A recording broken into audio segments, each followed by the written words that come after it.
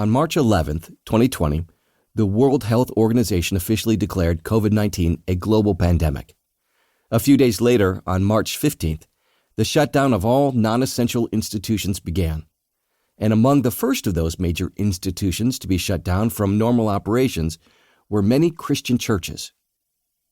How is it that the central healing agency in the world was the first to shut down in the face of the worst disease the world had seen in generations? I believe it's the same reason less than 10% of children from Christian homes have any memory of a parent praying for them when they were sick. And it raises a question I've begun to ask doctors, nurses, and any other healthcare worker, including mental health professionals I encounter. Have you ever been identified, equipped, commissioned, or anointed by the church as a healer in the way of Jesus? Do you have any sense, regular, occasional, or otherwise, that you are being sent out by the church to carry out your vocation as a mission of healing in Jesus' name and authority? Has your church ever prayed with and for you as an agent of Jesus in any identifiable or designated way for the fulfillment of your vocation in the medical profession? Despite lots of prayers for God to guide the hands of the surgeons, I have yet to meet a healthcare professional who has been set apart and prayed for in the body of believers as a healer in Jesus' name. Thankfully, there remains widespread belief today that God heals. But there appears to be very little confidence the Church of Jesus Christ has much to do with that healing. We are not facing a deficit of faith in the power of God to heal.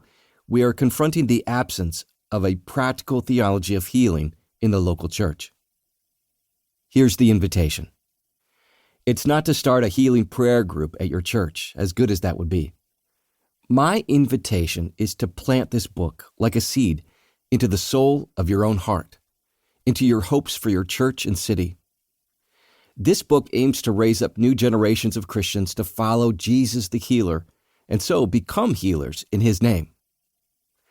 So here's to parents praying for sick children and vice versa, not as the last resort, but as the first aid. Here's to our local church altars being regularly filled with anyone and everyone who works in the healthcare profession and industry for prayer, consecration, commissioning, and fresh anointing for their participation in the healing ministry of Jesus. Yes, here's to recovering the church as the central agency of healing in the world. And when the next global pandemic rolls around, and it will, may the church be ready to meet that moment in a way that reveals the great physician superintending the fully orbed, supernaturally engaged ministry of his church, blessing the world with healing. J.D. Walt, Sower-in-Chief, Seedbed. 1.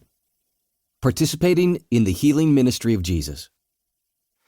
Healing played an essential part in Jesus' 3-year earthly ministry. In fact, along with teaching and preaching, it was one of his 3 major activities. The Gospel of Matthew sums up Jesus' ministry in Galilee like this. Jesus went through all the towns and villages, teaching in their synagogues, proclaiming the good news of the kingdom, and healing every disease and sickness. Chapter 9, verse 35. Cross-reference, chapter 4, 23 through 24.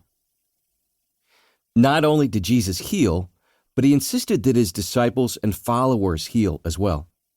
Sending them out 2 by 2, he gave them authority to drive out impure spirits and to heal every disease and sickness. Matthew 10:1. And he commanded them to heal the sick, raise the dead, cleanse those who have leprosy, drive out demons. Matthew 10:8. And they did. But what happened after Jesus died, rose, and ascended into heaven? Did his ministry of healing come to an abrupt end? Definitely not. It merely assumed a different shape. Now Jesus' healing ministry, like his preaching and teaching ministry, continues on earth through his body, the church. Yet, what exactly does that mean for us today?